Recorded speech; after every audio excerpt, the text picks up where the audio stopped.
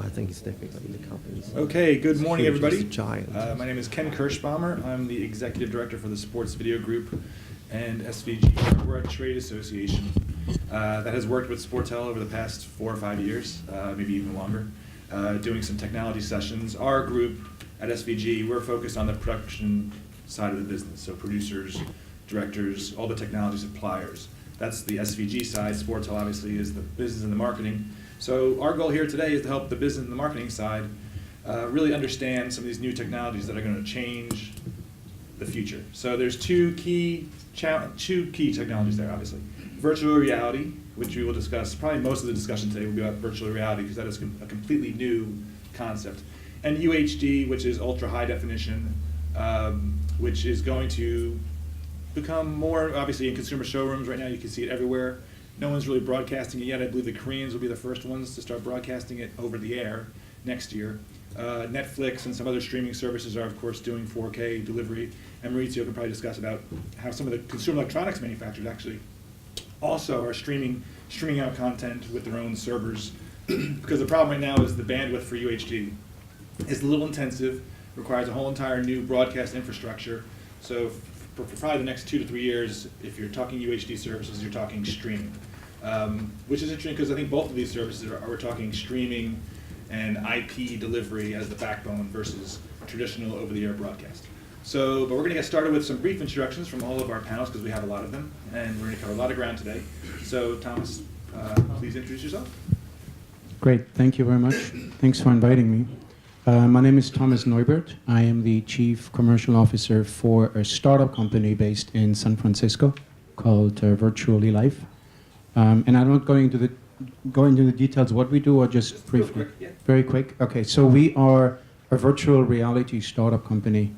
We have a technology developed that is patented and granted in 46 countries around the world.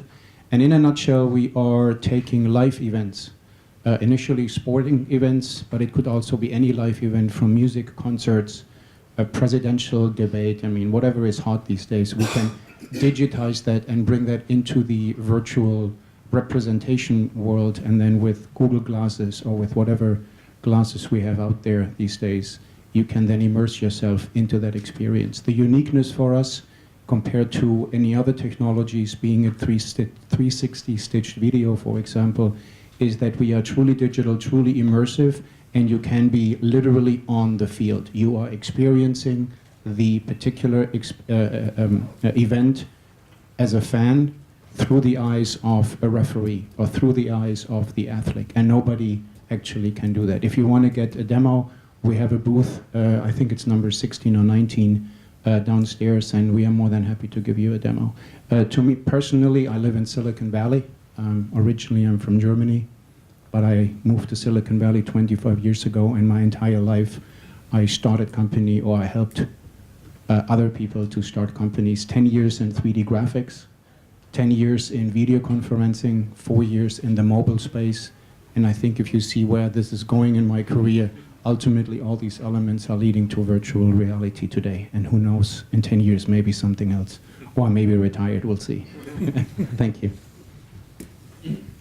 Thank you guys for coming and taking a break from the market. My name is Maurizio Barbieri. I'm the head of sports for Samsung Asia.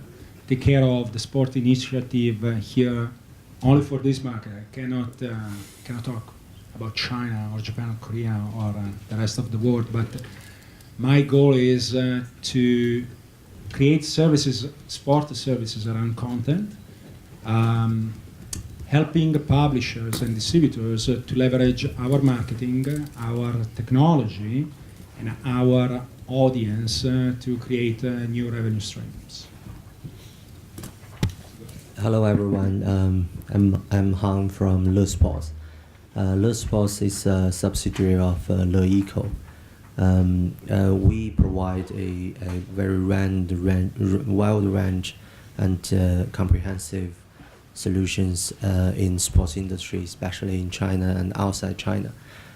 We provide the service from event management, the media platform, live streaming games, and the hardware manufacturing from the bicycles, smart bicycles. We have one showcase downstairs at our booth, and also value-added service. So I'm very happy to here to.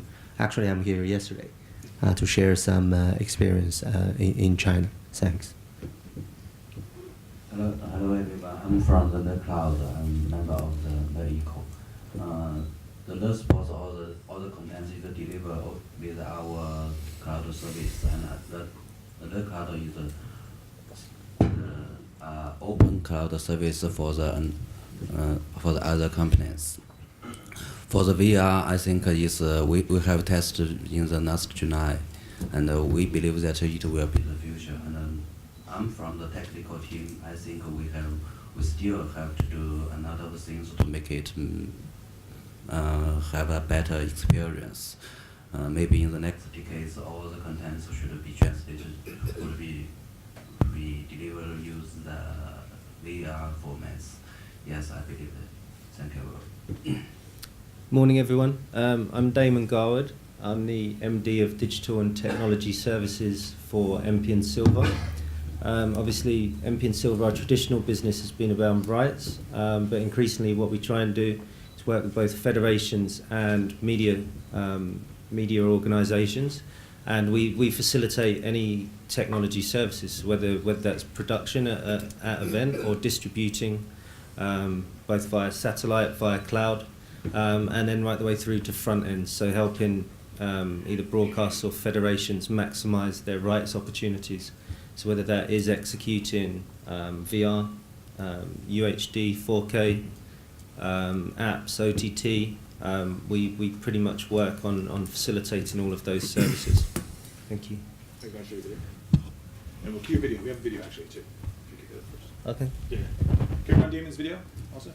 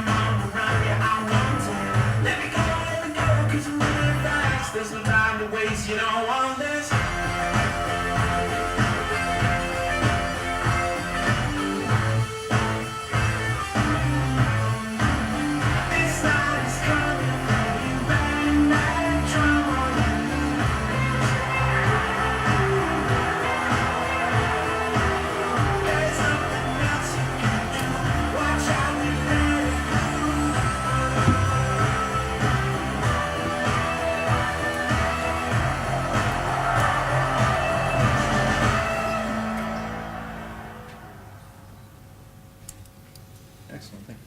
And now we'll turn to the other football, the Globes football, if you will. Yes. Thank you.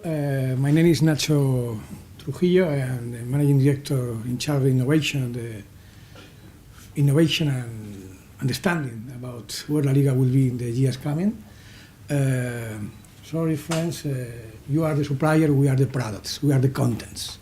We are really very happy because we are the owner of our products, and we are, technologically speaking, we are agnostic. We are focused on how people want to enjoy football, because we are football. We are the football. And do you have a slide also? You want to show the slide now? Not sure. You have a slide too, right? I believe. No. Let's show your slide. Later. Don't Later? worry. Okay, Yes. we'll do it later. No? We'll do it later, but not just slides later. All right, so we're going to get started with the conversation. Mr. Yu, I want to start with you because obviously the China market, as you guys were at CES, I loved your presentation with Major League Baseball. That's where they announced the deal. With the Consumer Electronics Show, I was always fascinated. I think 3 years ago, there's a statistic that they mentioned where in the United States, there are 11 cities that have more than 1 million people, and in China, there are 190 cities that have more than 1 million people. And really that as China goes with consumer electronics, so goes the rest of the world. So if the Chinese market says we love UHD, and if the Chinese market says we love virtual reality, pretty much the rest of us are along for the ride. From the LeSports perspective, what do you see as the opportunities commercially with a UHD service and virtual reality? I think thanks Ken for letting me to kick off this panel. I mean, I'm not an expert in technology, but when we see, especially during the CES, when most of the very well-established brand see our showcase from our new product as a smart TV and mobile phone, they feel very impressive. So we see from the Liga during the past 2 or 3 years, when we see they grow up, we see how technology changed people's life in China, but definitely globally, the technology changed people's life. So I don't doubt that new technology combined with sports, especially with live sports, will change the experience for consumer to either consume or to watch or to live on those sports. Will definitely change your habit. Last summer, when we introduced the first edition of International Champions Cup in China in 3 cities, we tried with a Hong Kong-based company named Digital Domain, which we will have a joint venture together in Hong Kong, focusing on virtual reality, paranormal 360 technology, and advanced reality technology. We introduced that technology into a football match. We see a very positive and good feedback from the users. They feel that's unbelievable. They never think that you can see a football match from a 360 angle. It never been done before in China. So we see this as a good opportunity as start. Last month, we announced our 5-season deal with China Super League. And with that partnership, we're going to work with our partner as home broadcaster to use the virtual reality technology to put a live VR feed into our international feed and public feed to all the broadcasters. We will try to make it happen this year, this season in 2016. Also in Hong Kong, we become the Premier League exclusive licensee in Hong Kong. I'm sure that Premier League will try also on the UHD experience using 4K signal, hopefully beginning from the forthcoming season. So our consumer in Hong Kong may have a chance to experience the UHD and 4K signal using our smart TV and devices. I'm sure commercially, they still need some time to design the scenario, how we can monetize those new scenario which never been testified in the market. But I'm sure from the Microsoft and NFL demo, we see massive opportunities using different concept in the commercial level.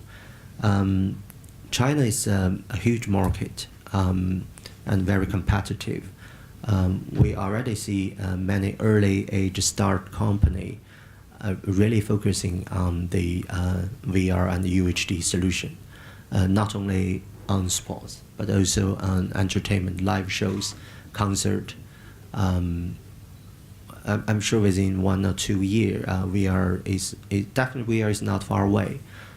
In 1 or 2 years, it will become a common scenario if you watch a live game and they give you an option of a VR feed. And I don't see any problem because of this. Gotcha. Well, Nacho, I wanted to get the Liga perspective, because the Liga has done some 4K tests, I believe some broadcasts going back a year or two. But from a league perspective, what do you see as how do you perceive UHD and VR, and what do they mean for you as a brand as far as being a leader, and do you feel compelled to embrace them sooner Yeah. than later? We think that it's a time to dream. No? In order to dream, probably the focus should be on how we can be as close as possible to the fans, no? To try to recreate with them our vision about football, our passion about football, no? Because we have fans, no customers. When you have fans, the most important thing is to analyze how you can give with them. And to offer them the best way to enjoy our 4K should be probably at this point in time. The best way to enjoy is our committed. We are committed to deliver this kind of experiences. No? La Liga is now trying to understand how. We realized 2 or 3 years ago that it's the time to create stories, no? Different stories. It's the time to understand that people are trying to be the start. It's a time to create. It's a time to collaborate. That's why if we can give them the best way to enjoy football and 4K, and which day is the way to enjoy at this point in time football is the best way from our point of view, it's a good idea. In the next Clásico in April, we will be again producing 4K and delivering 4K, of course, and we will be also trying a virtual reality experience with Samsung, offering only in Spain at this point in time, but we are testing. And this is our idea, to test because we are committed to enjoy and to improve our products. So as far as delivering those 4K signals to Spanish viewers, how... No, virtual reality. We will be delivering globally the 4K, Right. and only the virtual reality will be this year only in Spain. So it'll be an option. Yeah. Right. So from a production standpoint, are you familiar as far as the challenge? I mean, how many cameras you're looking at for? Oh, we will have in the Clásico more than 30 cameras. Okay. Oh, okay. That's a good commitment. I believe a couple big events that are happening globally in UHD. The Masters will be doing live Amen Corner through DirecTV. I believe the Euros final and the Champions League final will both be in 4K as well. And obviously BT Sport in UK, and I think Sky has some plans, and Sky Deutschland's done some work. So it's happening, and I believe there will be a little bit at the Olympics. But what's going to happen at the Olympics is NHK is producing the Olympics in 8K, and the Olympic broadcast services will take the 8K and then down convert it to 4K, and it'll be available the day after the events, which is very similar to what they did in Athens, I believe. When the Athens Olympics, I'm trying to remember back to the HD transition. Maurizio, from your perspective, because obviously everybody's efforts are great, but you need technologies. I was talking with David Jones from SportelAsia about what you guys are what Samsung is doing with the Galaxy 7 as far as getting the Samsung gear out there. So maybe talk about that strategy, because I think that's really going to change. That's a game changer when you're looking to create the virtual reality marketplace, I believe. The thing is that we carry our microprocessors in our pockets, right? So we took the approach of using the phone to power this experience rather than having something that you attach to a computer like HTC and the Oculus Rift properly. I think that this is going to be the huge driver. So not only from a commercial standpoint, we bundle the sale of the device with the Gear VR if you want, but it's how you are going to access this content, whether it's a sport, education, entertainment. This is going to be done through your mobile phone. And this allows us, I think this allows consumers actually to get access to the content. I mean, you said it yourself at the beginning. The problem with UHD is the bandwidth. At the venue, when you uplink it and when you convert it into an IP delivery, it's time consuming. The bandwidth is, you need the resources to deliver that kind of content. So it's true. Publishers that are trying to do something in this field usually put their content on our platforms as a VOD, something that you can enjoy without having to be constrained by something that is happening live. You might miss it, or it might not even be available, and it's fine. It's fine. It's gonna happen. If you remember when we moved from SD to HD, kind of took time. Even the set of boxes needed to be upgraded, right? So this is just technology catching up. The good thing is that VR technology, up to a certain extent, is there already. It's already 1080 on your phone, and it's fine. So one thing I recommend everybody to do, if you haven't already, take your phone and go to the app store, your relevant app store. And there are some really interesting apps out there that you can use. You can do VR on your phone without having the goggles and the glasses. So it's not ideal, but like for example, there's an app called VRSE. The New York Times also has an app. And so when it'll ask you whether you're wearing the glasses or not. And if you're not wearing the glasses, you hit the option, and then when you hold your phone up, and you go like this, you basically pan around, and it can at least experience it on that level. It's not ideal, but it's a start. Well, the 360 videos have been around for a while. That kind of experience has been there. Yeah. Anyone remembers QuickTime? Sure. No one? Okay, cool. So you already have that. We used to have that experience. Just move the mouse, long press, move the mouse left and right, up and down. It was there. Now we can get the full immersive experience, and you can be on the pitch. You can be not on the pitch, right? Center pitch. You can watch the game through the perspective of a player, but you can also have the experience of, recreating, watching the game in a virtual surrounding with your friends that show up as avatars, and you're still watching it, maybe in 2D, but it's UHD. So these are the kind of scenarios that we are all going to experience. If you have money, if you have the tickets, if you have time, you're going to go to the stadium. If you have a bunch of friends that don't wear the headsets, and you're going to invite them over. If you want to invite them over in your virtual stadium, great. So you can all enjoy the same thing. And if they are unruly, just kick them out, block them. They won't be able to interact with you. So at least they learn good manners. But these are happening, whether it's next year or 2 years from now or 3 years from now. This is all happening. So be prepared. So Maurizio, maybe you can explain, because I had a friend who works for a broadcaster in the U.S. who about a year ago, he owns an Apple iPhone, and he said, I'm going to buy this Samsung Gear. He said, it's only $300, so why not? And he bought it, and of course it doesn't come with the screen. It's just the headset. So can you explain how consumers currently, so people in the audience can understand what you buy the screen, what the relationship is between your phone and the gear and... Right. So just to be clear, we are not the only ones in this field. Google has their own cardboard experience. It's a lot of entities are out there and trying to leverage this content, trying to give you this VR experience.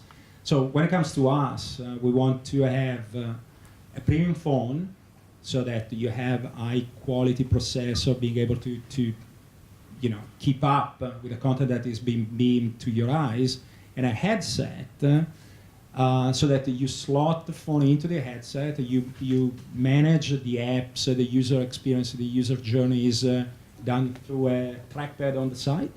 You put your earphones in a jack, and you listen through the earphones. To be honest, the experience of the store is well done, because it's very easy to go there. You log in, you download what you need to download, you pay for it in case, and then you start experiencing this content. Sometimes where the mechanism breaks down is some apps are not that great, but this happens all the time, right? Even with Google Play or Apple Store. You download an app and then all of a sudden you realize that it's just CRAP. So, and it's fine, you delete it and you move on. The challenge for us, for Samsung, is to provide top-notch experience. And I think that the challenge for any kind of publisher will be, let's provide the seamless experience possible, no friction, create the wow factor. Yesterday, Thomas and I, we were at this event talking about VR, and an expert in user experience said, look, you need to keep these people in, so give them the wow effect right away, and then try to keep them in by making sure that the experience is good. You want to make sure that you are really feeling the grass. or there's a seamless transition between one event and the other event. The storytelling needs to be seamless, and so that you never realize that you are wearing goggles. You never realize that you are wearing earphones. You never realize that you are not there. And if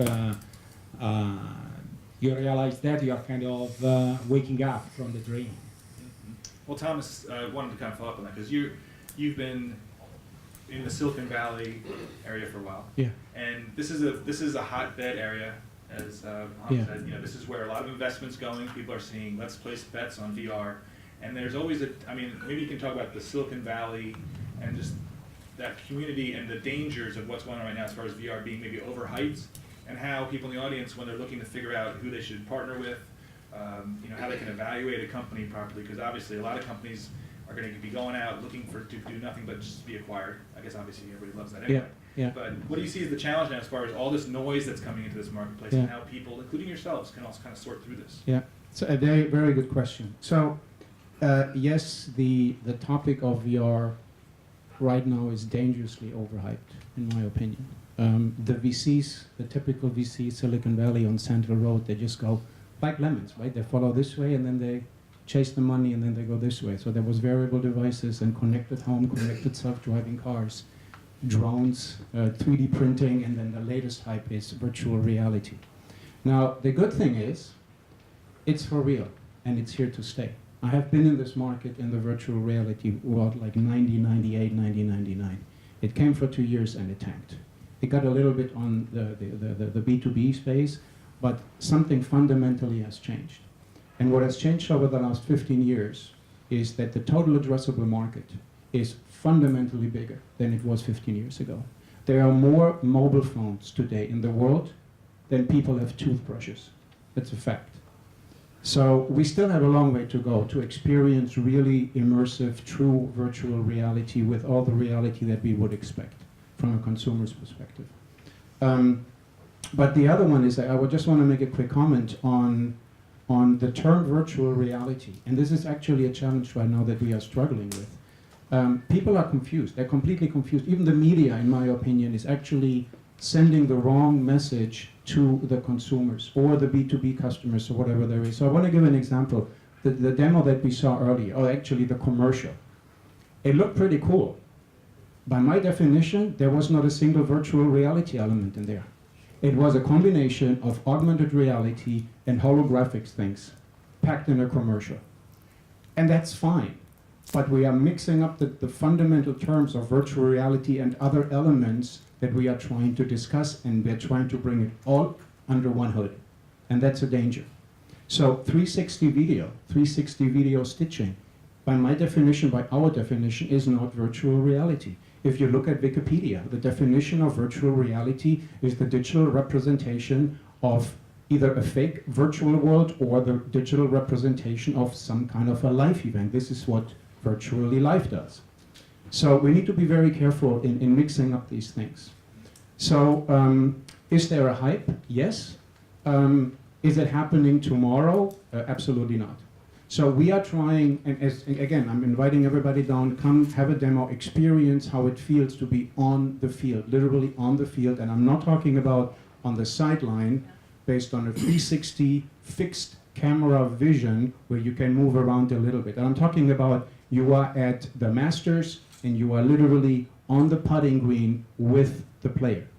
You are on the line when a goalie stands there and is having a penalty kick, and you are literally right there with a 4-second delay of the real event. And we can actually bring even the real broadcasting live stream into the virtual reality world. I mean, that's pretty amazing. 360, I can bring it into our virtual reality world, no problem either. So it's an immersive experience where you can bring in multiple elements. And to be honest, what this is, in our opinion, what this is really all about is the fan. We are trying to serve the fan community with using technologies and tools that has not been available in the past. So if I am in a soccer club and I have 450 million fans on Twitter and Facebook and what have you, globally, this is a Spanish one, everybody knows it. And I can only sell 80,000 tickets every time there's a physical game, right? what do? There's money to be made somewhere. And it's not just about the money, it's about pleasing the fans who would like to be with the athlete and with the team. So if I can create an environment where through virtual reality, with glasses or without glasses, you can bring these people literally into the immersiveness of a game, and I charge a person $20 per month, reoccurring revenue, sounds kind of nice, reoccurring revenue on a monthly basis, or $100 for like one cool game, I would pay the money for it, because the option is I don't see it at all, or I just watch TV, right? And then you bring a social layer where you interact with particular people. This is what Maurizio said earlier. I totally agree with what he just said. The dilemma we have right now is twofold. Actually three. The misperception of the definition of virtual reality in the first place. The second one is, even if all of us, the broadcasters that we are trying to reach out to, the leagues and whoever else in the whole food chain, if we cut a deal tomorrow, the potential addressable market the day after is actually almost meaningless. And I'm not meaning this in a negative way. Because if it's true virtual reality, you need the glasses. And they haven't even been sold yet. I mean, we have a demo down there with probably one of the high-end one, which is HTC. We also work with Samsung, we work with Oculus, we're working with Sony, we're working with anybody else. So we are a neutral platform layer to anybody else that is out there. But the glasses aren't out there. And if you buy one, they cost $799 and $599 list price. Well, there are not that many people right now, they're actually paying that much money for just the glasses, because then you need a high-end PC to experience the high-end quality that you actually would like to have. So this is an evolving kind of an evolution that probably takes another 12 to 24 months to really take off. The devices are getting better, the chips are getting better, the prices come down, the quality goes up. It's the typical Moore's law technology that we are waiting for to happen. But we need to work together today to figure out business models, revenue licensing models, technology implementation, which will take time. And maybe in every single market, it just takes time. And normally it takes maybe 2 years, maybe 1 year to 2 years. And people have to make choices. They either sit on the sideline and they say, you know what, this is all too risky and there's no addressable market. I just sit this out. 2 years, 3 years, and when everything is evolved, I just jump in. That's fine too. Or, and this is what we are trying to do, finding the people in this room who are willing to work with innovative startup companies, established or not, doesn't really matter at this point, and build this particular market. And for me, and I'm from the high-tech industry, right? I'm not from the broadcasting industry or the sports industry. I'm still learning that. But there are like two interesting dynamics going on. There's the broadcasting industry, and then there is the world that I'm coming from. There's Facebook and Google and Samsung and Apple, the platform players, and then there are the chip companies, and then the headset manufacturers and such. So who is going to win this? Or is it really a truly immersive technologies where things are melting together for the greater good of the fan? That sounds a little noble, but you know, that should what this should be all about. So time will tell. Let me take a stab at, let's do some definitions, okay? So because Yes. people in the audience, 360 video. Yes. That is when you take us, like let's say we're doing a 360 video of this panel. We would stick put a tripod in the middle, and we would maybe put, you could, 6 GoPros. You can obviously, there are some devices now you can buy them for like $1,000, but let's say 6 GoPros, right? So the goal is to, or 8 GoPros, and you cover the whole 360 degrees, shooting out, Yeah. right? So Yeah. that you could put it there, and then I could pan across, and I could look at any of you in the face. That's the 360 video. Correct. Right? Which is what a lot of people are doing now, I guess, with VR. What you're talking about is a different level where you sort of take cameras, right? Or maybe no cameras, but let's take replay technology as an example of a base. Yes. Sport. So you have cameras that are put up on the ceiling, right? That are shooting all of you from 360 degrees, right? You take all the images. So we have Thomas from that camera, that camera, that camera, and that camera. So if you take all that data, conceptually, you could create a 3D version of you because you have the data points Yes. from all those cameras. Yes. And then in that space, you could then pick a spot and say, you know what, I'm going to be Nacho's water bottle, and I'm going to sit right here and watch, right? Is that sort of the Yes. difference? Yes and no. Yes and no. Because replay, this is a great example, is yet another different flavor of what people perceive as virtual reality. That probably is closer than 360 video, that's for sure. But we do it similar to that, but a little bit different. We don't need a whole huge, amount of cameras. We need 3 cameras, an area of 3 cameras, or maybe 6. That's all there is. Because we are not capturing the live broadcast of the game itself. We as a company, and this is what our patent is, we are actually capturing only the XYZ coordinates of the particular position of the athlete in itself. Gotcha. That's So all there is. Messi's here. Yes, that's all there is. Everything else is CGI, computer-generated imagery in the real world. But because that's the case, I can actually, in the real world, have a VIP room, and in the VIP room, besides whatever furniture and colors you may like, I can have fake 3D screens, LCD or flat screens on the wall. And this sounds a little bizarre, but in the virtual world, I can watch literally down the game, and I look up, and I have a screen there with the true broadcasting live event as you would watch TV in the real world. I can also bring the replay feed, where on a different screen there's replay, and people who don't know replay, they have the digital representation of the game, and they can freeze something like somebody's like in the middle in the air, and just you kind of zoom around it. And then you have 360 video stitching. I can bring all of that into the virtual world because it's digital. You can do whatever you want. And that's the difference, the different components. Now, how it plays out, nobody really knows. But you said something earlier about the hype versus, the VCs and stuff like that. In my previous job, I just joined Virtual Life 5 weeks ago. I was general manager for the German-based Deutsche Telekom T-Mobile in Silicon Valley to drive innovation partnerships with the startup community. We looked at Replay 3 years ago, startup company. Looked pretty cool because we wanted to bring it on a mobile device as an app. And we invested in them on the venturing side. So 2 weeks ago, my former colleague led the B round with $10 million. And last week, in the middle of last week, that company got bought by $140 million by Intel. So here's hype, and here's the reality. And the reality is that the high-tech industry, and most likely the Samsungs, the Apples, the Googles, the Facebooks, and whoever else there is, they're looking at this kind of trend very, very aggressively and carefully. And I make a bet today that maybe the broadcasters are not being left out. I don't want to say that, but there is more aggressiveness and urgencies that I'm seeing from the high-tech companies in getting a grip and control of these particular new technology trends, and then later see how the two markets, the broadcasters as they are defined today, and the high-tech people as they are defined today, how they come together. I don't know how it will play out, but I see the dynamics on both sides of the field here. So Damon, obviously you have clients, so you're trying to create the content for your clients. So what are you hearing, and how do you look at this relationship between broadcasters and the Googles and the Microsofts and the Facebooks and the... Well, we're quite lucky because we sit in amongst all of these guys. We work with federations, we work with broadcasters, we work with software and hardware companies. And I think the one key thing around all of it is kind of the scale and sustainability. Because for a broadcaster or a league, if they're going to invest into this, then they need to see return on it. And let's face it, they want to see return pretty quickly. So Thomas is right around the definition between VR and AR.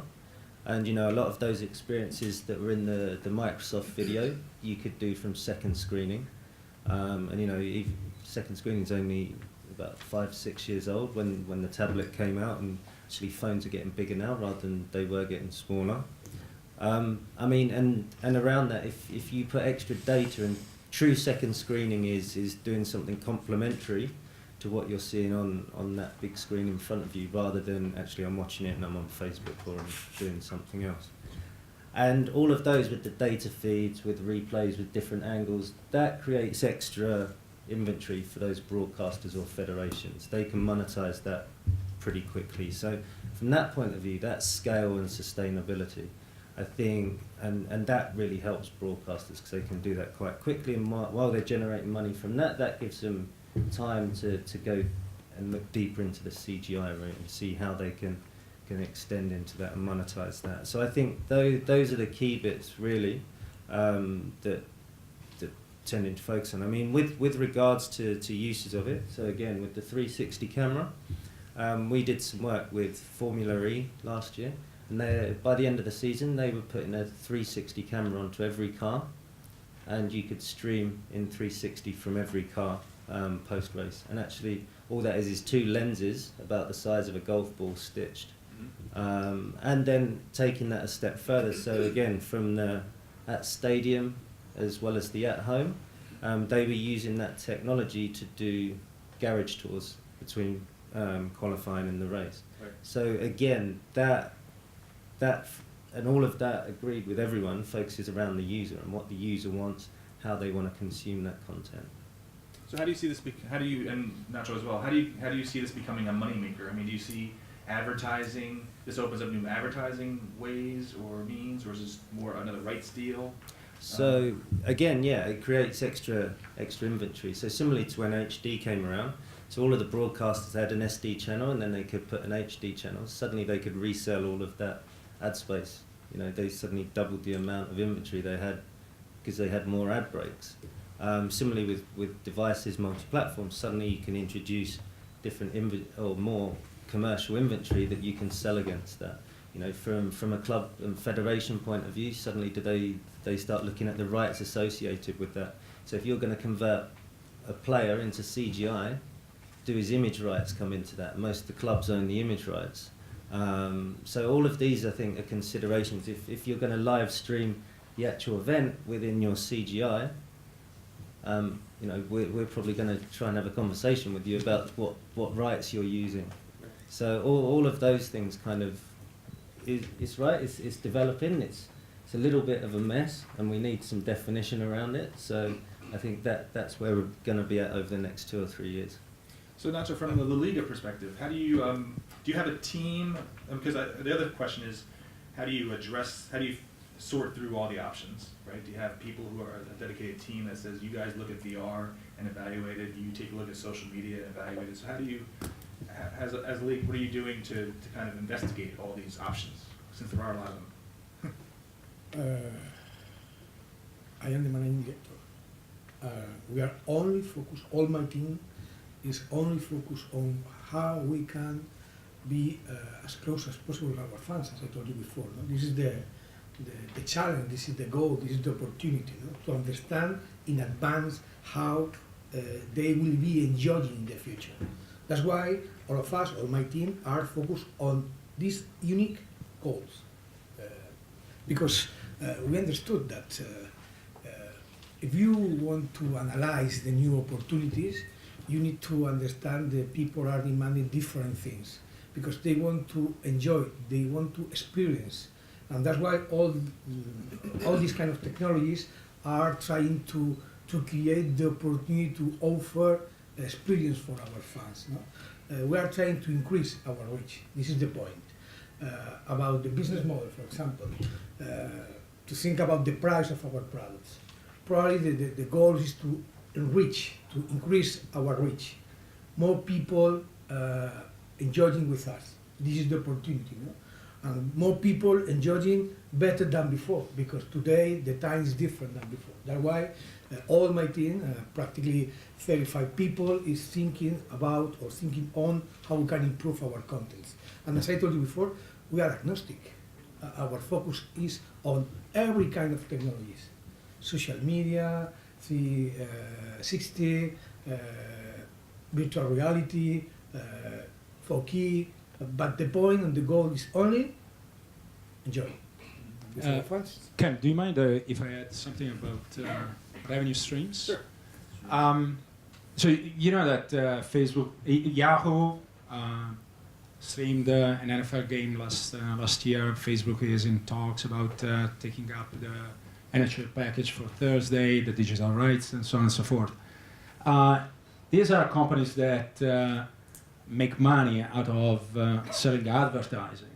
I wouldn't be surprised if the VR in the future is going to be dominated by these companies, because the ability to sell advertising on this kind of platform is going to be massive.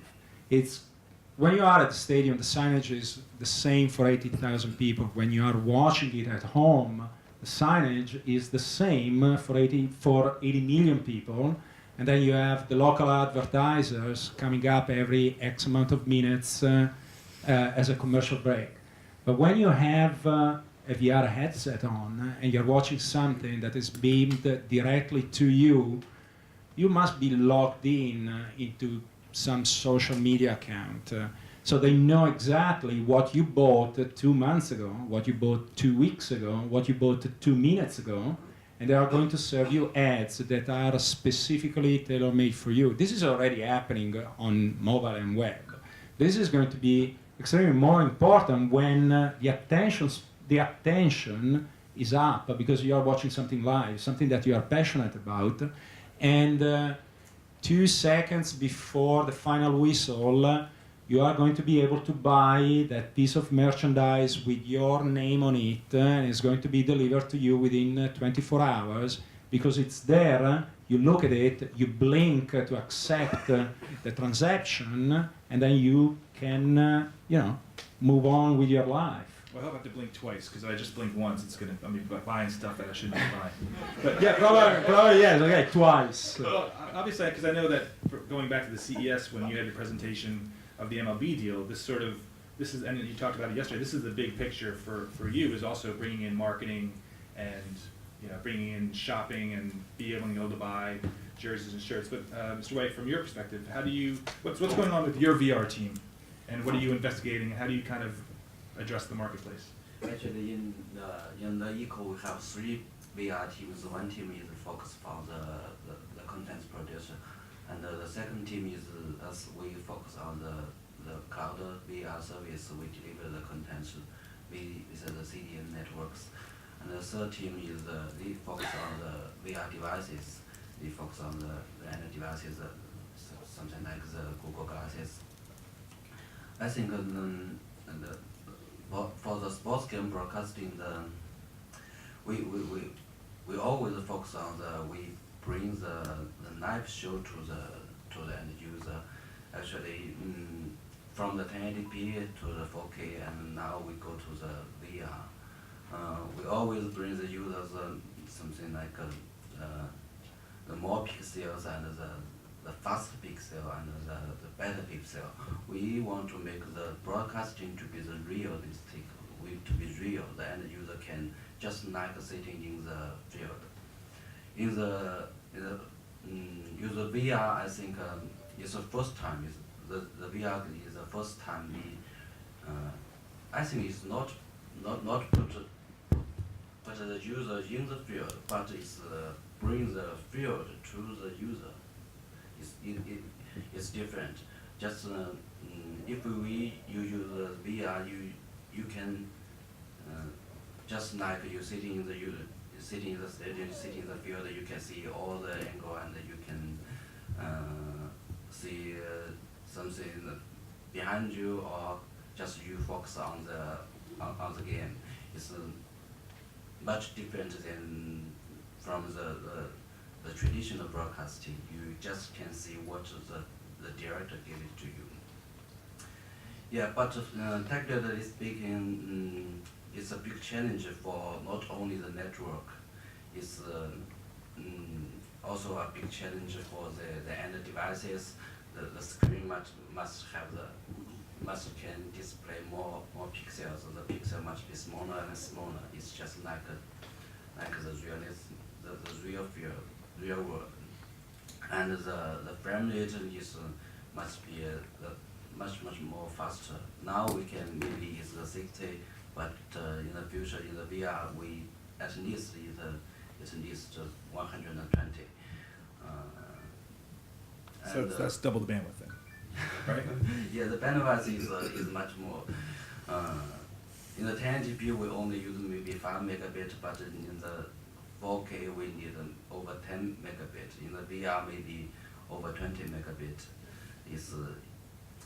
Is a big challenge for us, and we are focused on to reduce the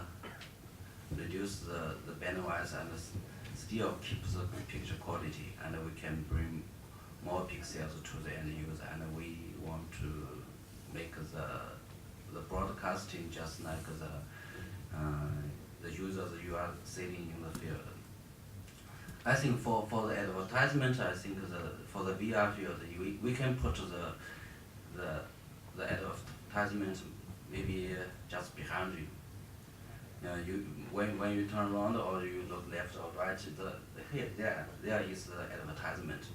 We just need to just insert the advertisement and break up the broadcast, the game. When you turn around, when you relax, you can see the advertisement. Yes, it's much better than now the traditional advertisement. Yes. And so from the three divisions, the hardware, the content creation, and the cloud aspect, which is the most difficult right now? I think now the most difficult is the end devices. The screen is and the sensor and yes, the end device. I think now is the biggest problem. Because obviously, I guess with the resolution of the screens now, that's going to keep doubling. I guess I always look at this as the excuse to why you may want to have an 8K phone at some point. Really, right? I think it's and just we talk about the three things. The first is 360 degrees full view. You can use our smartphone to see this. I think for this the 1080p is enough. But for the VR, we will put a screen just before your eyes. Maybe it's needed at least 2K. The best maybe we need 4K. And for the another is maybe you put all the cameras around you, and the end user can select you can see from any angle. You can any point to see the game. But the VR, when the user see it, yes, just you just see it there. You cannot move your position. Just you just see the camera's position. Right. Yes. So, sorry, Ken, back to your point. During CES early this year, we made a presentation in the press conference together with Major League Baseball. With that presentation, we proposed a scenario that in the future, if a Major League Baseball fans in China watching live streaming, there is a scenario that you can buy merchandising you see from that live streaming screen. So that is a new technology we're going to use. It's nothing regarding to VR, but I'm sure when VR technology coming out and combined into that feed, it will make the commercialization of the broadcasting, especially live game broadcasting, more easy.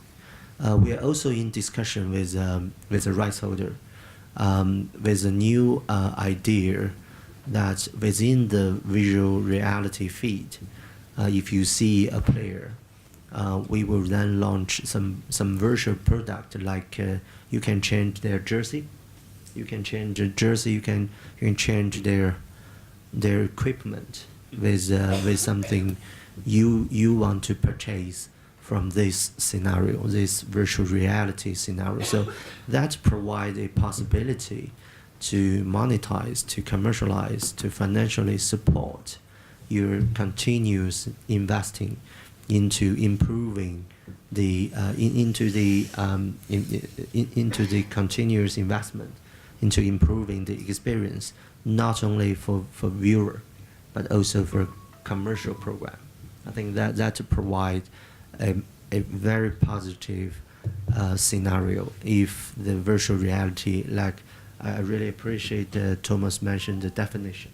So if the real virtual reality scenario will be as what you described in the future with the broadcaster, it will be a two-win situation for both tech companies and broadcasters. Yeah, I'd just like to add to the last two comments, because there are two dynamics in the marketplace that we should not underestimate.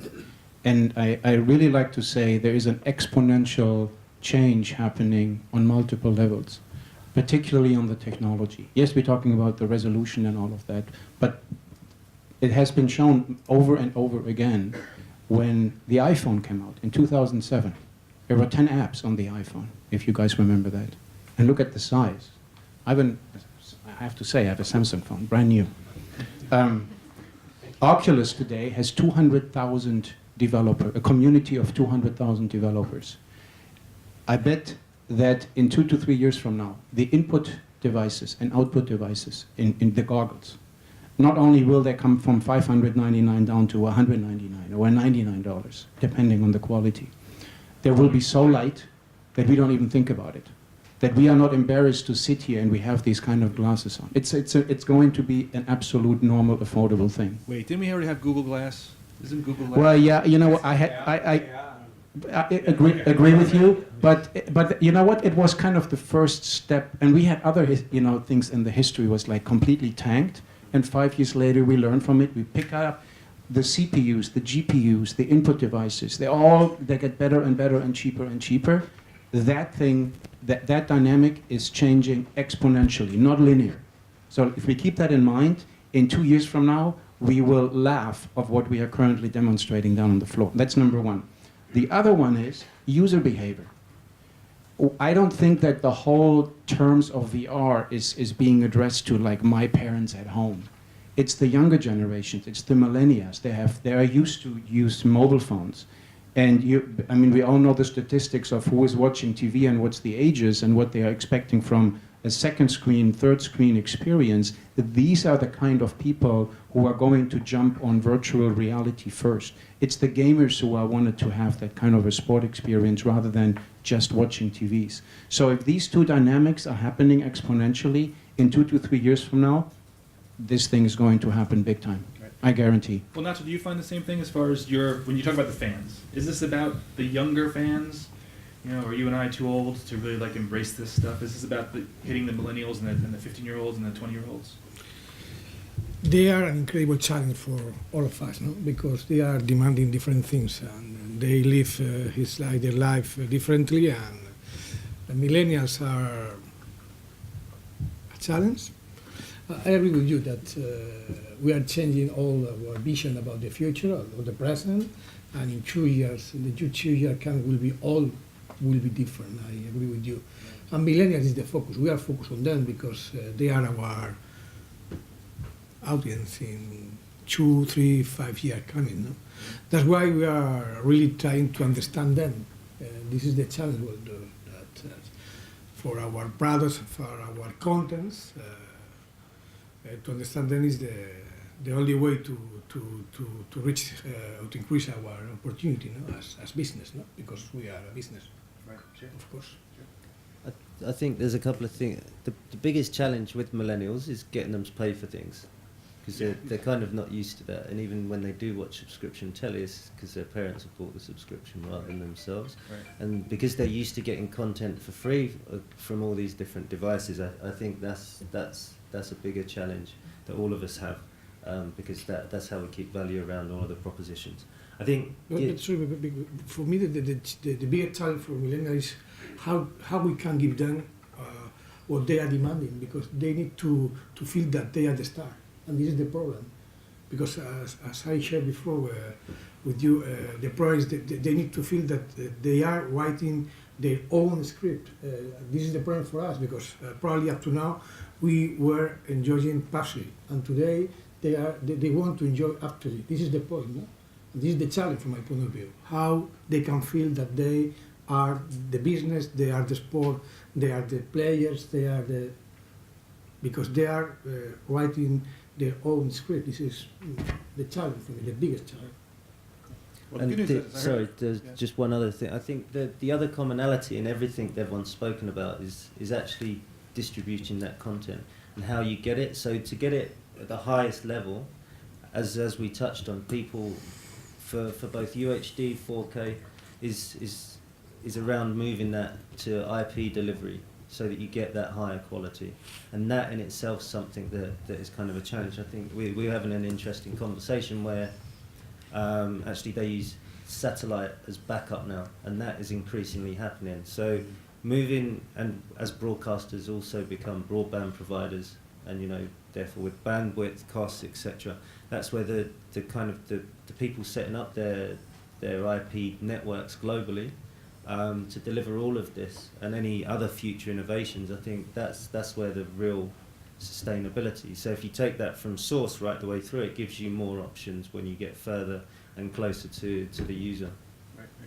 Well, speaking of closer to the user, I've heard there's a survey that said that 25% of I don't know, it's just millennials, but people would consider having their phone implanted in their head. Did you hear this? I heard this. So I don't know how that would change things. Do you have any questions from the audience or comments? Because obviously this is a big topic. Nothing. One comment relating to the content owners and providers and how previously in the last decade or so, a lot of the effort you go to when you sign up and buy rights, you're prevented from augmented advertising and other things because you're making your money and the clubs are making their money from their on-ground sponsorship. It's interesting where you say about turning your head to see new things. How do the leagues or the content rights owners kind of look at that innovative and allowing that to happen? Because right now a lot of the contracts which are in place explicitly prevent a lot of that augmented advertising. I don't know. No, but because it's the challenge is to understand the future. I'm not sure about the future. I know that we are in incredible or horrible time, because probably our business model need to move from our current vision to another vision, because we are reaching 99% of our money from traditional TVs, and our audience today is on internet. And it's an incredible challenge. We need to understand how we need to recreate from the venue to the worldwide vision the feeling and the passion that people want or people are feeling in the stadium. No? And at this point in time, it's not easy for us. Months ago, in an interview, I told that the next 3 years will be really the most challenging time for our business, because we need to revisit all our business model. It's not easy to answer your question. And every day, of course, every day I'm thinking on how we will. No, this is my focus is only on how. But I agree with you that will be different. I mean, from a rights point of view, it's a challenge, because when you work on 3-year renewals, a lot of the time, by the time you're into the 3rd year, the technology's moved on so much there isn't a carve out for it. So, I mean, our legal team, they're probably the busiest team in our company, because they're constantly having to review, revise, and understand things. And what's there now isn't going to be there in 3 years. It's going to be something else. So, it's a massive challenge. I think exactly to that point, it's finding the solution. How are we going to fix it? Yeah, my question is for Thomas. I think what you shared was very insightful. My understanding of VR previously was a 360 camera and what he actually shared. I have 2 questions for you. One is, could you be more specific on what kind of data do you extract when you have the 3 cameras? How does it actually work? And the second question is, are you currently working with anyone to test this VR platform by extracting these data points? And yeah. Thank you. Good questions. Thanks. Some of the answers are patent protected, so I cannot go into all the details. But roughly speaking, first of all, we had our first live announcement with a live event a week ago with a soccer league game with a Scottish football league. It was the first. The second one is going to happen in a few weeks, without being precise, and it's going to be in the area of car racing. That's all I can say at this point. Keep an eye on it in the next 2-3 weeks. You will see. So there's an app, and then you can actually experience that particular car racing event. Tracking of the data is different per event, not per event, per sport. So for the car racing, again, this is all CGI, computer-generated things.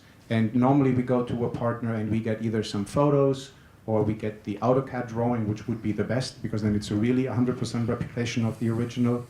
But for car racing, we just use the simple GPS signal. That's all we need. Everything else is being replicated. In regards to soccer, for example, we are partnering with companies like Stats, who are capturing the data already. So I don't have any intention right now to go into every stadium and have a high capex for the installation of cameras, being a startup company, I would like to partner. I would like to partner with as many people who are in the food chain, and then there's going to be some kind of a lucrative mutual business revenue sharing model on the back end. What we are capturing is really just the XYZ coordination of the location of the individual. That's it.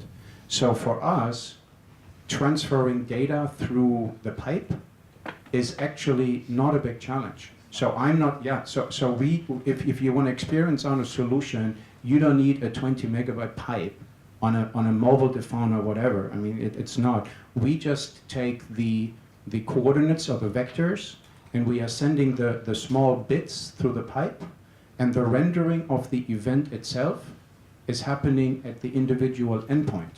And this is why this is important, what I said earlier. These things are more powerful than, you know, the Apollo 13, 20, 30 years ago. So rendering that kind of information on this device is still a little bit of a challenge today, to be honest. But if I take the Samsung S7, that's probably the first generation of a mobile device with whatever NVIDIA, Qualcomm, whatever is in there. But the S7 going forward sets the standard for decent or good VR being available on a mobile phone. Today, I would make a false statement to say that you would be satisfied with that kind of an experience, because it's not. But this is early stage, right? So give it another 2 generations of the chip technology, and we will be there. Well, Damon, I want to get back to this. Let me close out with the business, because you mentioned the business challenge of the millennials. So do you see this, and Nacho mentioned that the next 3 years are very contentious as far as changing business models. So what's your perspective as far as between virtual reality and UHD, are these both going to help the business and make some clarity to that, or do they just add to the layers of confusion? No, I think they add to it. I think, you know, getting them to, when we talk about pay as a direct payment, you know, actually a brand could pay for that on behalf of that user, and there's many brands that want to reach millennials more so than they do other people. So I think how they pay for it, I think, is slightly different. We just have to rethink the models on that. You know, newspapers have tried subscription and tried to reach 15 to 25-year-olds. That was a challenge in itself, and you know, especially in the UK, there's propositions that have come back out of that because it just didn't work. So actually finding brands to pay for the content on behalf of the user is a slightly smarter way, and you're still getting registration data and still being able to then focus advertising in a lot more structured way. So I think that's probably the answer. Again, it's not completely constricted, but I think there's opportunities around that. So do you think at Sportel in 2 years, or maybe next year, that we may have Facebook or Google here, or should they be here? Should they be part of this conversation? Yeah. And where they Don't have are? any doubt about it. They were, I think, Yeah. in Monaco. They Oh, were here, there. sorry, Facebook's in the room, I apologize. So, Yeah. yeah, how are we doing on time? Are we good on time? Yes, no? Good? Any more questions? So I'm going to close out, because obviously lunch is coming up. I do want to say, you know, from my perspective at the Sports Video Group, because we track a lot of these technologies, and we didn't even talk about high dynamic range for UHD, which is added color and doubling the frame rates of the broadcast. I think in about 3 years, the consumer experience, the fan experience at home, with like an 85-inch TV set, hopefully, is going to be amazing, right? It's going to be very lifelike with the colors and the contrast ratio. We've heard conversations in the US where, you know, they want to have, when you give the full contrast ratio, you're giving in all the high brights and the deep blacks, right? And one of the issues we've heard with people, if they're watching a golf tournament on a sunny day in their living room on a bright TV set, you actually feel like you're on the golf course, which means your eyes feel like you need sunglasses because the TV set's so bright. So that's, you know, that's how lifelike the experience is going to get. And the virtual reality, as you've all mentioned, 2 to 3 years is going to change and give a whole new layer. I think we don't even understand the commercial opportunities here, you know, for car dealerships and for car, you know, a virtual test drive within a broadcast is much more valuable than simply a 30-second commercial spot. So I think it's just, we're at the cusp. So it's very exciting times. It is challenging and confusing. But as you said, 99% of the money is still from the traditional broadcast, so that's a good thing. That still has not, everyone keeps thinking that's going to fall like a house of cards. It hasn't quite happened yet. So any final questions or comments from the audience? All good and sold. So thank you so much, gentlemen, for your time.